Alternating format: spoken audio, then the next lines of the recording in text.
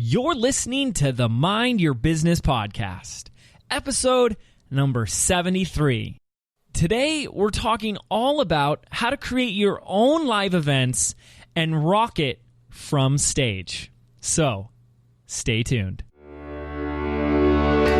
Hi, I'm James Wedmore, and I've built a 7-figure internet business that offers the financial freedom to do what I want when I want. And I'm the first to say that hard work and hustle are not essential ingredients for your success. So, how do you build a thriving business from the inside out? This is the Mind Your Business podcast, featuring myself and co-host Phoebe Mroczek. All right, hello listeners, James Wedmore here, and welcome to the Mind Your Business podcast. I have a very special bonus weekly episode talking all about how to start your own live events, workshops, or seminars, and how to really crush it from stage. So I have to back up a little bit and share with you guys an exciting update that's happened in my life and business is that we had the first official, I'm doing this in air quotes, of course, Business by Design live seminar or workshop. I do it in air quotes because back in August we did the test version of it. It was our beta version. And then this was the first one. And it was in my hometown of Laguna Beach, California. We had about 85 people there over the course of 2 days. And it was amazing. It was so much fun. It went by so fast. And the feedback, the energy from the members, everything was just super extraordinary. And I'm still on this huge high from this event. This is an event that we do just for the members of my online training program, Business by Design. And it's just really this added bonus piece that cements the curriculum just like into their DNA. Just like you really start to get it. And we create so much of a deeper community and connections with the members as a result of this. And so it was so amazing. And so when things are working for me, I like to share them with you guys. When we have big wins over here, we want to share them with you. But I also want to bring you other people that are really good at this type of stuff. And live events are something that are very new for me. And it's rough around the edges. And we make it up as we go. And that's part of the fun of it, right? And I want to encourage you guys to adopt the philosophy, the Silicon Valley philosophy that I've been adopting as late, which is to fail fast, fail often, and fail forward. And that's what we did with this live event. But why this is a bonus episode that I want to bring to you is because right after my event finished, I actually hopped in the car with my wife, Chelsea, and we drove down to San Diego. And it was at San Diego that I attended the mastermind that I'm a member of. So not only do I run my own mastermind, but I'm also a member of Jeff Walker of Product Launch Formula, his mastermind. And it is a group of some of the most extraordinary high-level individuals. Everyone in the room has to be at least 7 figures, and of course, most people are like 8- and 9-figure businesses. And there's just amazing people that you're networking and connecting with left and right for 3 days straight. And I ran into one of my good friends there. Her name is Sage Lavine, and this is what she does. Is she teaches, I believe it's mostly women, but men and women, entrepreneurs and business owners, how to craft their own seminars, workshops, and events, how to fill the events, and how just to be a rock star on stage. And so I said, Sage, we need to do an interview. And so we recorded. It's a little impromptu. It's a little, I take my mobile mic with me wherever I go just in case. And so we got into the conference room a little early on the second day. You might hear some people in the background. You hear some doors opening and closing. But I was able to really extract and siphon a lot of Sage's sage wisdom and advice from what it takes to create your own events and overcoming that fear we have of public speaking or that fear we might have of filling the room. What if no one attends? What if no one shows up? And she actually shares a great story of how she did an entire event back in the early days with just one person. And she was actually able to make an offer to that one person, which is really, really cool. So I think if she can do it, we can all do it. So Who is Sage Lavine? Well, Sage is the CEO of Women Rocking Business, and she's the host of the International Entrepreneurial Leadership Training Program that reaches over 75,000 conscious entrepreneurs around the globe. She has a Hay House book coming out in September, and she shared the stage with Neil Donald Walsh, Jack Canfield, Janet Atwood, Marcia Wieder, and many, many more. So Sage teaches female entrepreneurs, however, I learned a lot from her, to fill their practice and create sustainable financial and conscious wealth through creating a business they love. Women Rocking Business has raised over $500,000 for women around the globe, women in the rainforest and in Indonesia, supporting them to build businesses that serve their communities and protect our ecosystems. Sage also inspires her students to love themselves and each other so much that we can't help but all succeed together. She is truly an extraordinary woman and entrepreneur, and I was so honored to capture this interview. So, without further ado, let's roll that interview. All right. Hello, everybody. James Wedmore here, and welcome to the Mind Your Business podcast. We are taking this show on the road today, so I hope the audio is good. You might hear a little like doors opening and closing in the background, but I'm here at my mastermind, and I'm here in San Diego at the Hard Rock Hotel, and I have a very special guest with me that is so relevant to what I've just been going through. So real quickly, I just wanted to introduce Sage the Divine Levine. How are you? You like that? Oh, thank you so much. It's so good to be here with you. I'm so stoked to all you're up to in the world. Well, thank you. And I think the biggest reason why I wanted to have this powerful conversation is that we just finished, Team Wedmore just finished, I would say like hands down, the biggest event that we've ever done. Now, sometimes when people hear big event, they think thousands of people. Ours was 80, but these were 80 of our top customers and clients.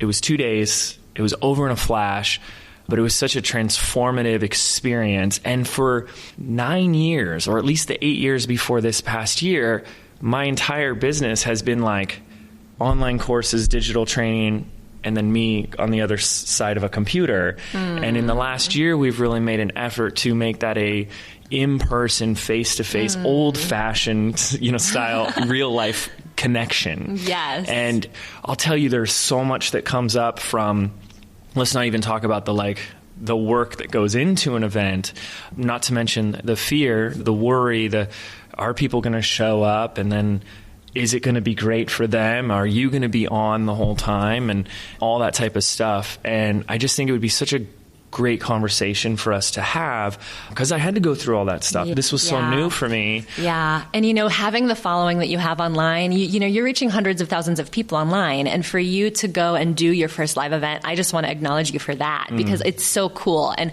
as you know, bringing it three-dimensional into the hearts and the souls of the people that you serve is so nourishing. It's so fulfilling. Well, before we get into some of the fear that I had to deal with, because I really like your angle on fear, I'm just curious, what is your take on why do people get in a plane, fly across the country to spend time away from their business and their family to come to a 2 or 3 day event? Like, what do you think are the biggest reasons driving people to do that? Yeah. Well, I believe we're living at a time when there's a lot of separation. People are living in these family units, in separate houses, and there just is a lot of more independence than there used to be. We used to live more like tribal creatures, and I believe we're all really longing for a sense of belonging. And I also believe that as leaders are being called into their truth and into their message, we need support. We need to be around other people that are up to big things, that are, breaking free from the traditional paradigms of how we make money and how we live our message in the world. And so having that three-dimensional community around us is a life-changing experience. I love live events. I've been in love with people gathered in a room since I was a little girl, going to performances and theater performances and choir performances. And, I got started building my $1 million business, as you know, in my living room with 12 women sitting around on purple couches. That's how my, women's training company got started. And now we're reaching 75,000 women around the globe. So amazing. So I guess what would you say to someone who knows that is so important, but we're only doing it online? Like, is that enough that we have the technology to do like a Zoom, a live stream, a webcast? Like, there's Facebook groups and stuff. Is that enough? Well, I think it all comes down to desire. You know, if you desire to be in person with people, I highly recommend that you say yes to that part of yourself. And if you desire to touch people in that three-dimensional way, it is so transformational. You know, there's a feedback that you get in a live room that you're not going to get online. There's a feedback from how people are receiving your content, how people are receiving your leadership style. And there's an intimacy that's created. There's a connection. And I like to say connection equals currency. You know, the trust gets built up so much more in a live room, and it creates not only people whose lives are being changed, but people who are interested. Obviously, they see the value of investing in your products and services that much more easily. You also, in addition to that live feedback, you also get the opportunity to collect success stories. It's so much easier in a live room to have somebody in the corner collecting some success stories, having a video camera out, than it is trying to do that over the internet. Absolutely. And we actually did that. I mean, I think just to have customers who are with us for a year or two, the first time we get to meet, and then there's our videographer capturing their story on camera, it was amazing. But I love what you're talking about with the feedback, because I think that was my biggest fear. So if I do a webinar or something online and someone doesn't like it, like, they don't like it. It's fine. You know, that's great. But in the room, like, you feel the feedback. Yeah. And then the fear that I have is like, is everyone else feeling that feedback? And is that contagious? Yeah. I mean, could you speak to that? Yeah. Well, I do think that in a room, you're feeling people's judgment and perception of you and of the event even more. And the truth is that people are judging you. People are judging you.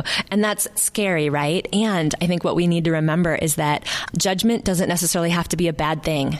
People judge partly because they're up against their own resistance. They're up against their own growth edge. What Madonna said about judgment: the more people are judging you, the more money you make. So there's a way in which I believe, as workshop leaders or event facilitators or people who aspire to lead events, you know, we just need to stick together in it. I believe that when you lead an event, you should always have a wingman or a wingwoman. Bring somebody that you know has your back, even if you fall on your face.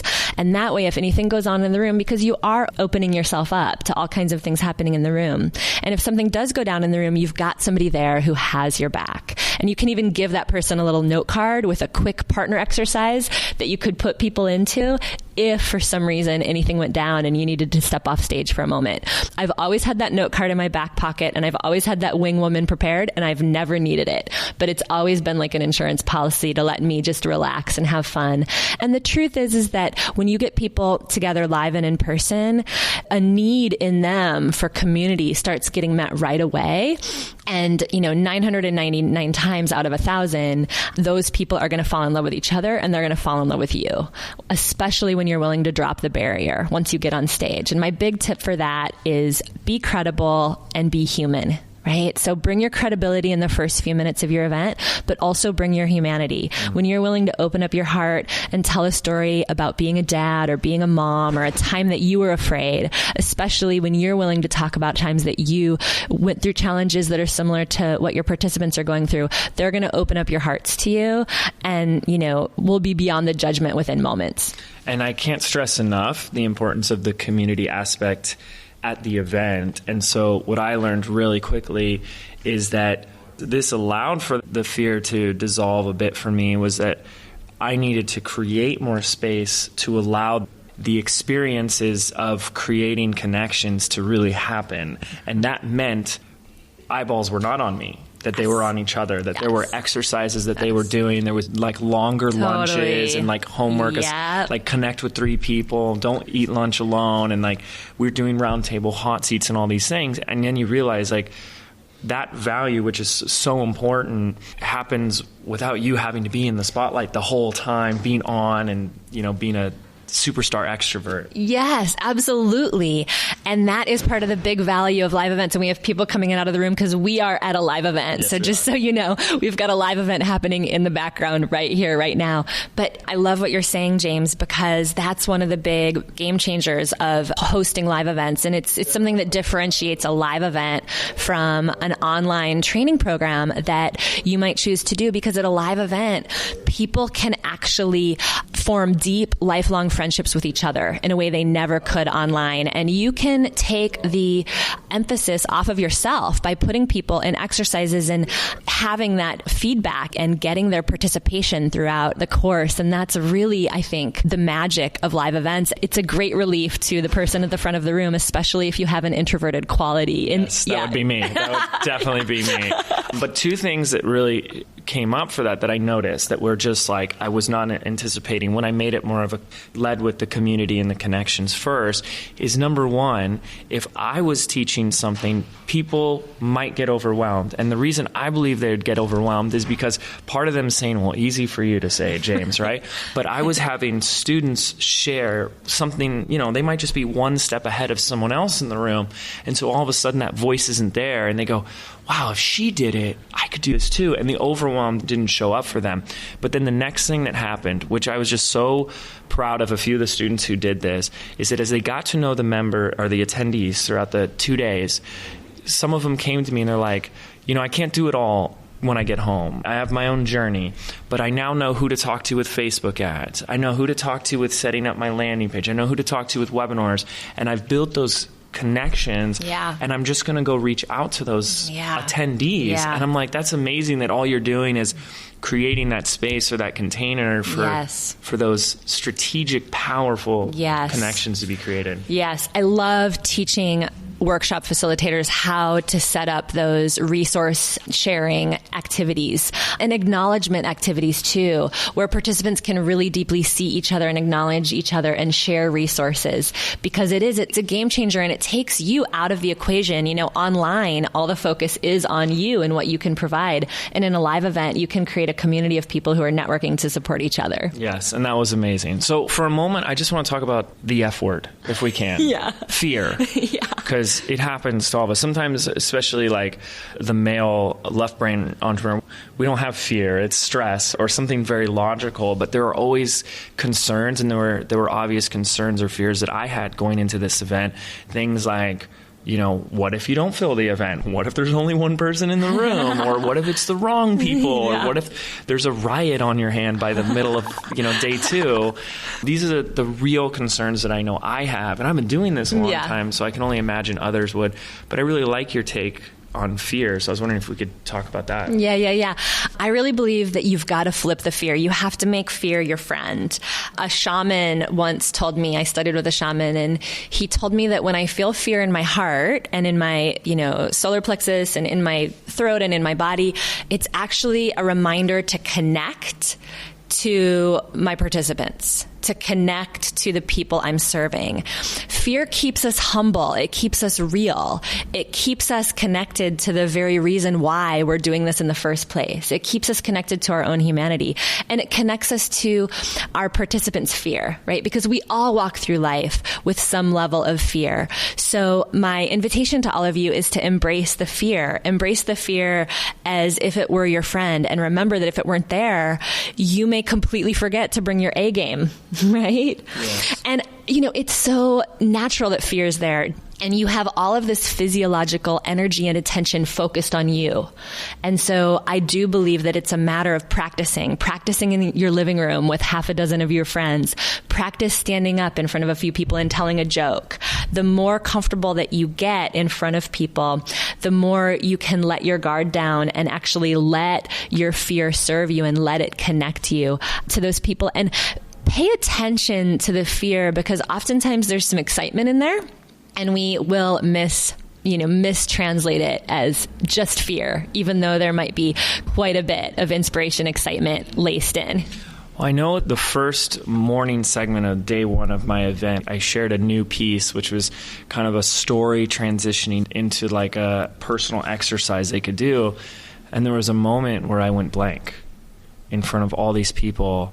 And I felt it was like I had the train of thought, the thread, I was following it, and then it just went blank. And you feel the fear come. You're like, oh crap, I'm up here and I've just lost it.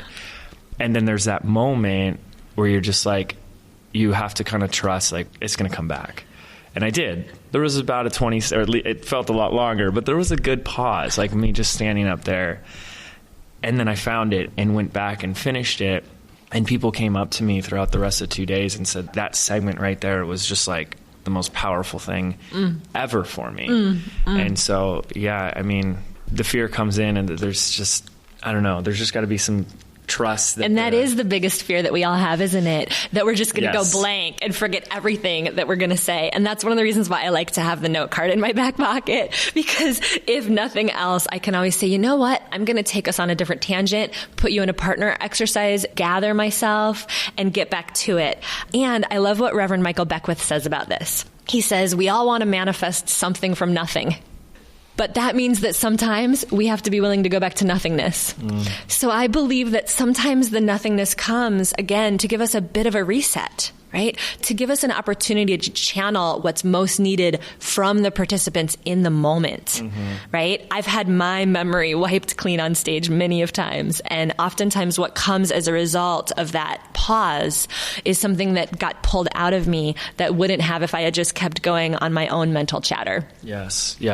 So let's speak specifically to the fear, concern people might have of what if no one shows up? I think that's what I see as a challenge for people when they want to up their game and take everything to a next level. It's like I could sell, something virtual or digital, because if I only sell 2, no one else will know how many units I sold. But if they're the only people, I'd rather, some of them tell me, I'd rather not sell any tickets than to sell 4, right? That's the worst case. And I asked them, what's the worst case? What's the worst that's going to happen? They're like, I sell 4. Exactly. What do I do? So if you could speak to that. Yep. Well, everybody has this fear, right? It's kind of like the nobody's going to come to my party syndrome. And I just want to normalize it. And I just want to invite us also to remember and to demystify the numbers a little bit when we go live, because the numbers live, it's a completely different game than it is online. I've actually delivered a couple of speaking engagements to one person. No way. I had one person show up and I just pulled up my big girl pants and I delivered the speaking engagement. And both times that person hired me. Okay, so here's my question about that, because I've always thought this through. Right? Were you speaking as if there were 50 people, or it was just we're going to talk? When you have 1 or 2 or 3 or 4 people show up, you sit down and you let them know, I am so glad it's just you guys. I was hoping for a small turnout so I could go deep with a few people. And how cool that you guys get to have this personal attention and then you just dive deep. I've led workshops. I've had clients that have led workshops where nobody showed up, but the next day somebody saw the flyer that advertised the workshop and called them and hired them on the spot. Leading events just brings you credibility. Now let's also take this a step further and look at the numbers, because when you're live, you don't need very many people to show up, right? When you're live, James and I have both had the experience of converting 20 to 30 to 50% of the room into paying clients and customers. And that's actually pretty standard in the live event space. Online, we're converting what? We're lucky to convert 1 to 5% of a launch list. We're doing great if we've converted between 1 and 5% of a launch list, right? And so that means that if you wanted 10 new clients, you'd need 1,000 people on a webinar. If you needed 10 new clients and you pulled together a live event, you could get 30 or 40 people in person, and there's a very good chance you'd end up with 10 new clients from just those 30 to 40 people. So I like to demystify that a little bit as I talk about some of the strategies to fill the room, because I think I personally get motivated by getting people off to a quick start in their business. And again, when you're kind of figuring out your business, you're kind of dialing in your branding and what you stand for and what your products are, live events are such a great way to take that stuff for a test drive. Now, in terms of filling a room, a couple of my favorite ways are to plug into groups that are already meeting. So you can plug into meetup groups, for example. There's meetup groups all over the world, right? Networking groups. When I first got started, I was doing purpose coaching with women, and I started plugging into women's groups all over the Bay Area, meetup groups. I also contacted places like day spas, where they had a database full of people. they could help me get the word out. And I would offer a free community event in their waiting room, like on a Tuesday night from 7 to 9 p.m. And I'd walk away from that event with $10,000 worth of new clients. Wow. Okay. So I guess just hearing that, one idea I've seen people execute on is like if there's a big industry event, to invite your people to like come in a day early or hang out the day after. That'd be a great opportunity as well. Absolutely. And you don't need to put together a full day worth of content when you're just getting started. I recommend 2-hour events. 2 hours is a really nice amount of time to put people in a couple of exercises, give them some great content, and you can follow up from that event with strategy sessions or free consults. You don't actually have to make a big fancy paid offer on stage. This is great. And I'm sure there's a million other strategies and conversations we could have on how to start filling our rooms. Like for this past event, this was just customers. So this was one of the bonuses that they got for investing in our online program. And it was just like, it's so great to have that added piece to just like tie it all together. Really like, it was like it took the content that we implanted into their head and this like infused it into every cell of their body.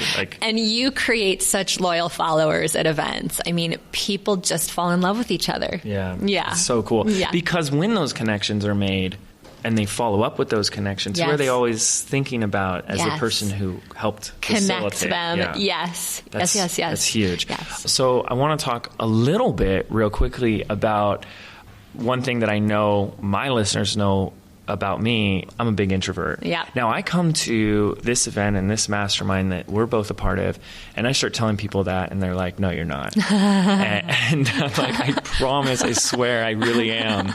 I think I've learned over time how to turn on a little bit of an extroverted side, and in fact, I believe that introverts make extraordinary speakers. Like, I don't think there is anything. There's no but that needs to be put. I'm an introvert, so I can't speak or anything. No. It's irrelevant to me. But what would you say to someone who feels like, boy, I just couldn't be that loud, extroverted, talking person? I couldn't agree more. I actually believe the world is really hungry for more introverted leaders because introverted leaders tend to be connected to themselves and connected to, a deeper space and a deeper truth and more inwardly oriented. And I believe we're entering a time where people aren't wanting to be quite as out all the time. We're wanting to be connected to something deeper in life, right?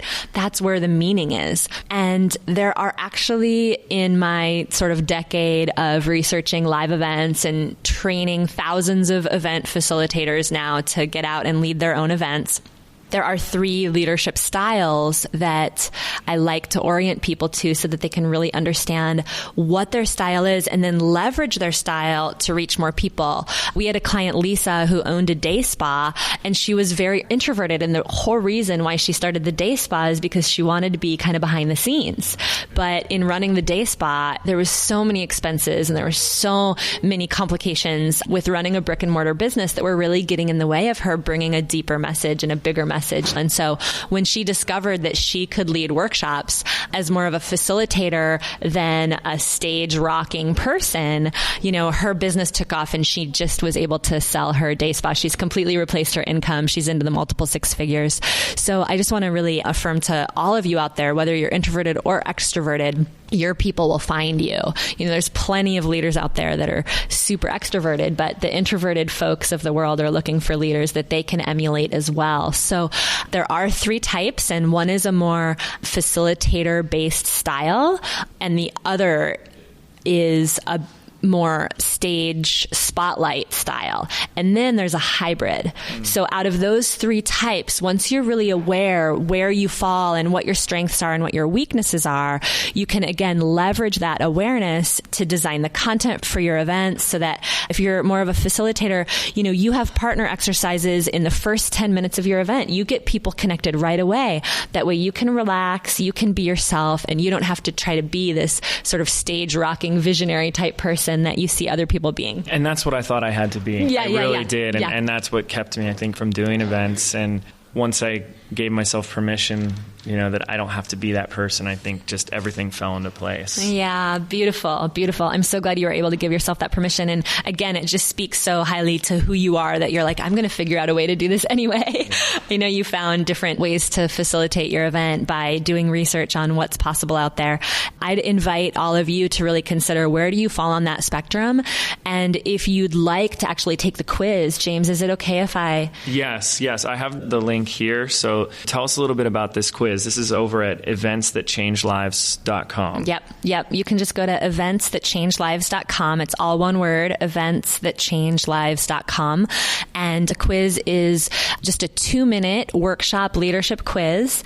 And at the end of the quiz, you'll actually know what style you are, whether you're a transformational catalyst and whether you prefer to do a bunch of partner exercises in your room, or whether you're a stage rocking visionary and you want to be on stage delivering a lot of content in the rock star PowerPoint presentation and really wowing people with some of your wisdom, or whether you're a revolutionary facilitator and, you want to just focus on getting people in the room connected and just being more like a director of an orchestra, right? Where you're not actually delivering that much content. You're putting people in key exercises that help them discover more of who they are. In the process of doing that, they're getting exposed to your work. So there are 3 types. And once you know your type, you'll be able to more easily market your workshops accordingly. When you market your events as a true representation of what they are, then the right people are going to come. The right people are going to be attracted to your work, and that'll set you up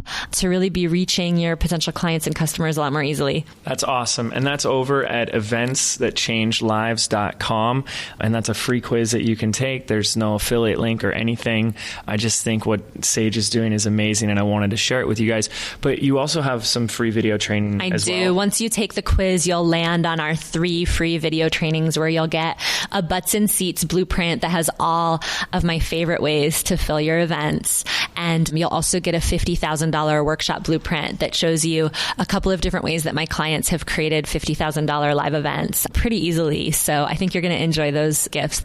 I've poured a lot of my sort of heart and soul into helping future aspiring workshop leaders and people that are already leading events take those events to the next level, because I believe we're living in a time where people want to be connected to like-minded people. There's a lot of transition happening in the world right now, and there's a lot of question about what's going to be happening. And when we can be the leaders we're called to be and be gathering people in the name of growth and truth and love and expansion and prosperity and right livelihood and entrepreneurship, there's just no better gift we can give to the planet.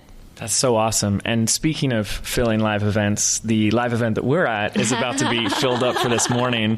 So we got to start to wrap it up here. So again, head on over to eventsthatchangelives.com. We'll put the link in the show notes as well, so you guys can fill out that free quiz and take Sage's training. This is so great. I think the number one reason I wanted to share this is that the ironic part is an event can transform lives, but that also includes your own. And it's been such a fulfilling and rewarding experience for me. And I don't have enough experience to call myself an expert on it. I'm learning as I do, fail fast, fail often, and fail forward. And that's what I'm doing. So Sage, first of all, thank you so much for sharing with me, especially because we're here at an event where we're attendees and we should be in student mode, not teacher mode, and you're giving so freely. So much fun. Any last minute words to call this episode complete for you? Just thank you. Thank you for bringing your message. Thank you, James, for being such a pioneer of the introverted way of doing things. And thank you for being so much in your heart. And to all of you listening, thank you for bringing what's inside of you. It takes courage and it takes gumption. Your clients are waiting for you. They're not just waiting for someone like you. They are actually waiting for you. There's nobody that can bring your gift in the way that you bring it. I truly believe that. So get out there and keep rocking it. I love it. Thank you, everyone, for tuning in. We'll see you next time. Bye, everyone. So there you have it, my interview with Sage Lavine on the road, the Mind Your Business on the Road version down in San Diego, California. I hope you enjoy that. I hope it gave you some more knowledge, insight, or clarity so that it can help inspire you to perhaps create your own event, or maybe do something differently if you're already creating events. For me personally, I can't stress enough that even though I started my business as such an introvert, never thinking events would be a part of it, it's such a piece today that lights me up and fulfills me because I get to see my customers that I've connected with, even just for a moment on social media. There they are in person, in real life, face to face, belly to belly, as they say, with me. And that's truly, truly amazing. So I hope you've enjoyed this Promptu episode. We've got plenty more coming your way on the Mind Your Business podcast. If you haven't subscribed, make sure to do so over on iTunes. Right now, you can visit jameswedmore.com/iTunes. And thank you so much for listening. We'll see you on the next episode. Take care. Are you frustrated that no matter how hard you hustle, no matter how much you get done in a day, you still feel like you have little results to show for it? Do you feel like you're doing everything right, but there's still something missing? Well, what if there was an easier way? What if your business could be fun, effortless, and profitable? Phoebe and I have put together a free audio MP3 for you, compiling the 77 business affirmations for creating success from the inside out. And we want to give it to you absolutely free. This is your chance to rewire your brain for bigger results in your life and your business. To get instant access absolutely free, simply visit 77affirmations.com. That's the number 77affirmations.com.